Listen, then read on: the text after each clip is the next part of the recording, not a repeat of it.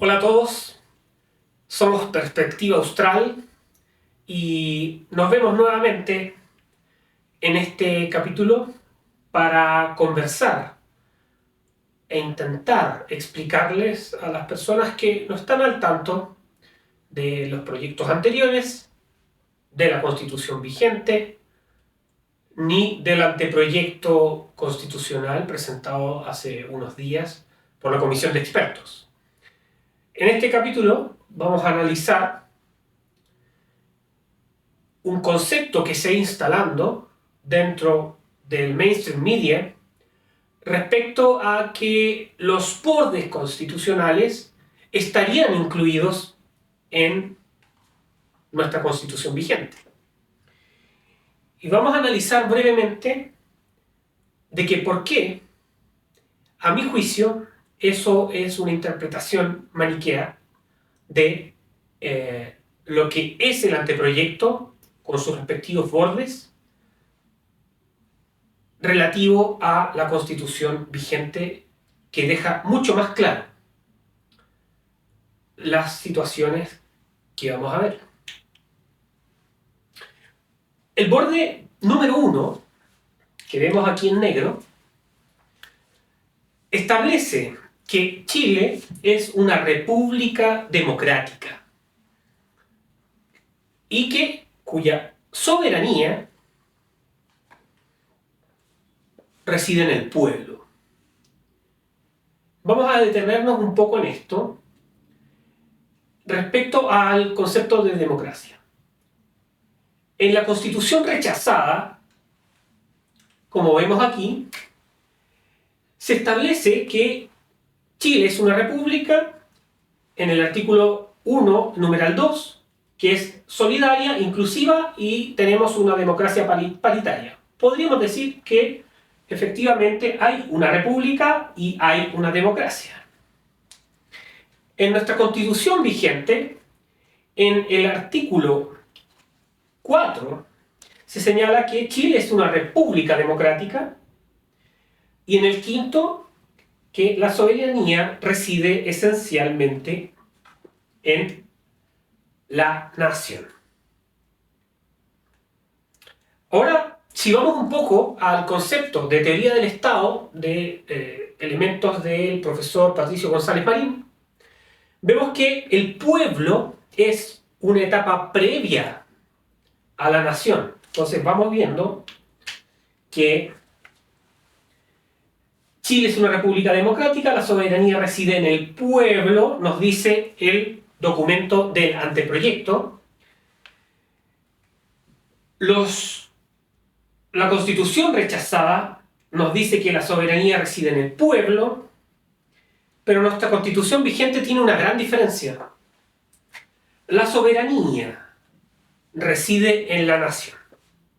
Entonces, el pueblo es un estado anterior a la nación. Es un elemento de la nación, de la configuración de la nación. Es decir, entonces es un grupo de personas ligadas por una mínima conciencia de existir y a la que se le agrega una característica jurídico-política. La nación reviste universalidad, es algo mucho más amplio y presupone, integra al concepto de pueblo. La nación es un pueblo, por así decirlo, perfeccionado y que aspira a considerarse Estado. Entonces tenemos ser humano o persona humana, pueblo, nación, que es decir, una especie de pueblo perfeccionado que tiene territorialidad, historia común, un idioma, entre otros. Si el pueblo es el antecedente de la nación, y como comunidad somos nacionales chilenos, de los cuales reside dicha soberanía. Cuando hablamos de pueblo nos estaría hablando de una identificación nacional, por ejemplo. Esto es algo clave y esencial, porque la soberanía, efectivamente, si somos un Estado-nación, debe residir en la nación, no en el pueblo. Bueno, en el segundo borde, si vamos al segundo borde, se habla de el Estado de Chile es unitario y descentralizado. Vamos a entrar a precisar algunos conceptos. Primero, lo que ven ustedes aquí en rojo, en el capítulo 6 de la Constitución rechazada, se establece los lineamientos de un Estado regional y también su organización territorial. La salvedad es que se indica que este Estado regional está conformado también por entidades territoriales con plena autonomía en todos sus niveles.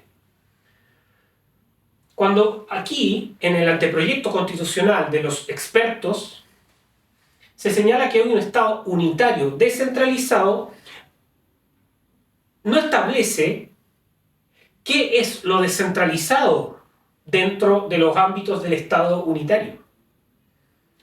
Puede ser descentralización administrativa, puede ser descentralización política o puede ser descentralización financiera.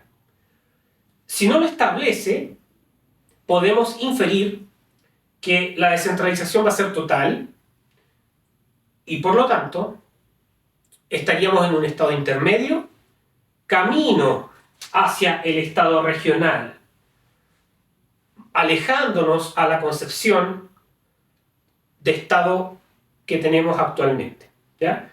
¿Y eso por qué? Porque nuestra constitución vigente, en el artículo 3, nos señala que el estado es unitario, pero de administración descentralizada.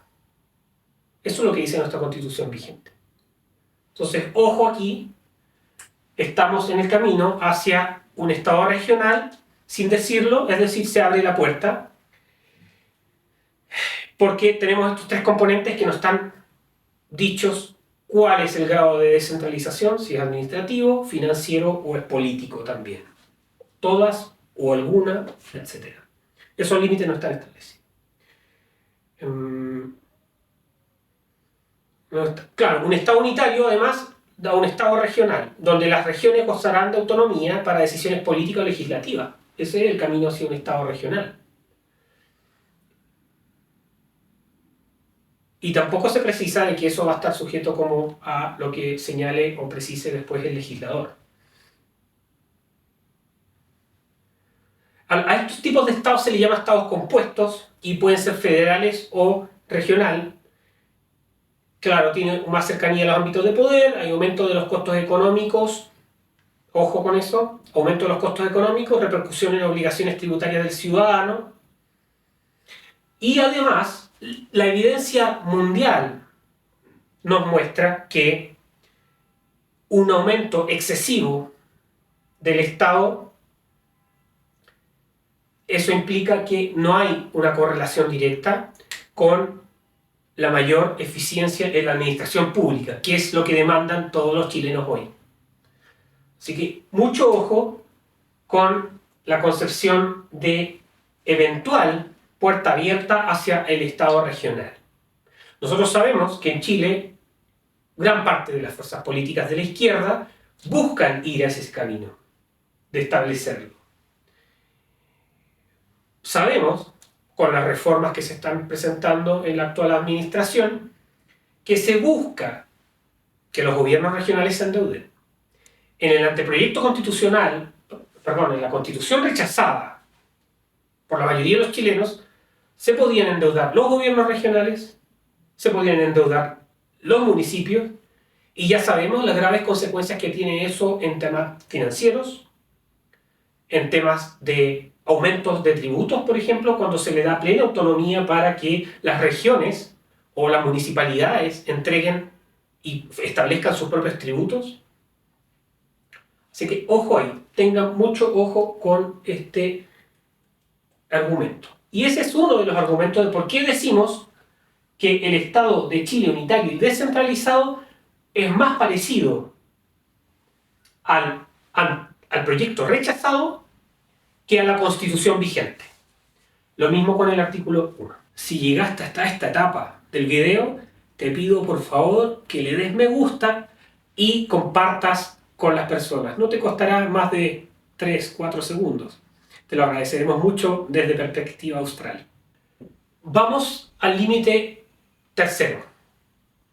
En el límite número 3 se nos dice que la soberanía tiene como límite la dignidad de la persona humana, los derechos humanos y los tratados internacionales firmados por el Estado de Chile.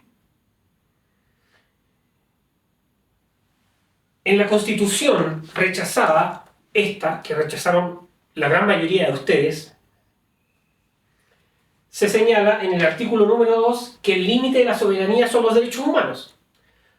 Entonces podríamos inferir que el artículo 3 también es un análogo o tiene una similitud extensa de lo que es el artículo 2 de la Constitución que ustedes rechazaron. Entonces el borde 3 es más parecido a la Constitución anterior que el vigente. Vamos a ver, esta es la Constitución vigente y el artículo número 5 respecto a esta materia nos dice la soberanía reside esencialmente en la nación, como lo habíamos visto en el primero. Y su ejercicio se realiza por el pueblo a través de plebiscitos, elecciones periódicas y también por las autoridades que esta Constitución establece. Y el ejercicio de la soberanía, escuche bien, el ejercicio de la soberanía reconoce como limitación el respeto a los derechos esenciales que emanan de la naturaleza humana. Es deber del Estado promoverlos, etc. Vean la salvedad. El límite de la soberanía son los derechos humanos para el texto rechazado y para el anteproyecto de los expertos. Y en nuestra Constitución vigente, que nos da la soberanía, porque la soberanía reside en la nación, el ejercicio de la soberanía tiene como limitación el respeto a los derechos esenciales que emanan de la naturaleza humana. Es decir, en el ejercicio de la soberanía se manifiesta dicha soberanía y el ejercicio se limita en esta nueva Constitución que la soberanía tendría un límite basado en los derechos humanos.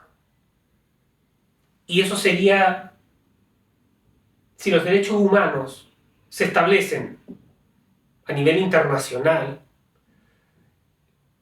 el criterio que se utilice de soberanía para nuestro país va a ser hasta que alguien nos diga algo. Es una pregunta razonable. Porque si somos un país soberano, que la soberanía reside en la nación actualmente en nuestra Constitución, los derechos humanos en el anteproyecto y en la Constitución rechazada limitarían dicha soberanía. Pongamos un ejemplo. Si la contaminación, una alerta internacional de contaminación, cambio climático o una nueva pandemia, podrían establecer que se están produciendo ciertas limitaciones, podrían incidir a través de este articulado eventualmente prohibiciones en la cual no podremos señalar nada porque estarían en riesgo los derechos humanos, ¿no? Son dudas razonables, más aún cuando estamos avanzando hacia una sociedad de mayor vigilancia y con todo lo que ya vivimos entre el 2020 y 2022 y que continúa en alerta este país. Con esto, nuestra soberanía podría estar limitada a organismos supranacionales. Queda claro. Vamos ahora al borde número 4. En el borde número 4 se establece y que se reconocen los pueblos indígenas como parte de la nación chilena y el Estado respetará y promoverá sus derechos y cultura. Esto, vamos a partir al revés, respecto a lo anterior, es una novedad porque la actual Constitución vigente no tiene un reconocimiento explícito a algunos pueblos indígenas. Por lo tanto, podríamos decir que es una innovación en esta materia. Pero como ha venido siendo el tenor de este video, es mostrar que los bordes constitucionales actuales, el anteproyecto de los expertos, es más parecido a la Constitución que ustedes rechazaron que respecto a nuestra Constitución vigente. Vamos viendo.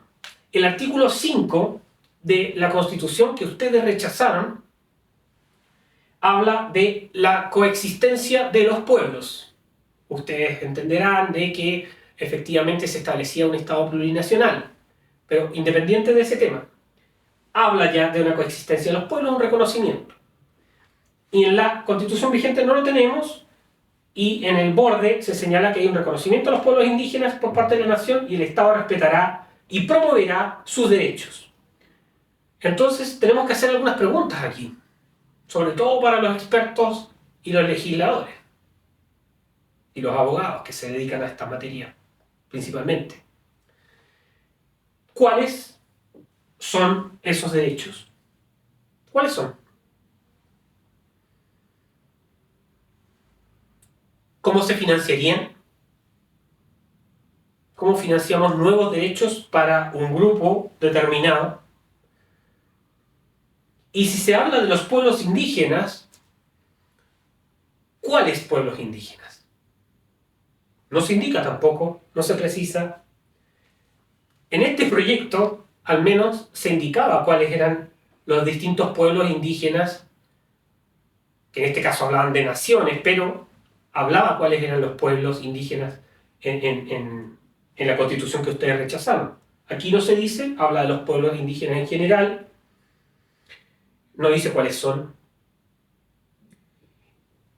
¿Termina la igualdad ante la ley si estamos hablando de que el Estado respetará y promoverá sus derechos, los derechos de los pueblos indígenas?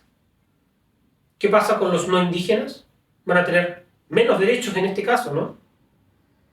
Terminamos con la igualdad ante la ley, nuevamente. Ya lo hemos visto en otros videos, otros articulados que terminan con la igualdad ante la ley, en algunas materias. Y otra cosa importante, y que no es menor, es qué ocurre si hay colisión de derechos entre pueblos indígenas y no indígenas. ¿Qué pasa ahí? Y como no se especifica cuáles son los pueblos indígenas, ¿qué ocurre con pueblos no indígenas, perdón, pueblos indígenas que no habitan el territorio nacional, si no se señala nada? Eso está por verse. Y además dice que el Estado promoverá esos derechos, por lo tanto habrá ciudadanos de primera y segunda clase, una discriminación positiva, y además considerar de que está priorizándose la autopercepción de determinada calidad indígena o de género u otras materias. ¿Quién lo determinará? Pues bien, como pueden ver, aquí tuvimos 4 bordes que analizamos para poder mostrar de que se parecen mucho más a la Constitución que ustedes rechazaron y no a la Constitución vigente, como dicen muchos analistas, que señalan que todos los bordes están integrados en la Constitución actual, lo cual me parece inexacto y algo maniqueo. Pues bien, espero que sea para reflexión, para que ustedes estudien más, se informen, porque yo no me pierdo. Yo me quedo con esta.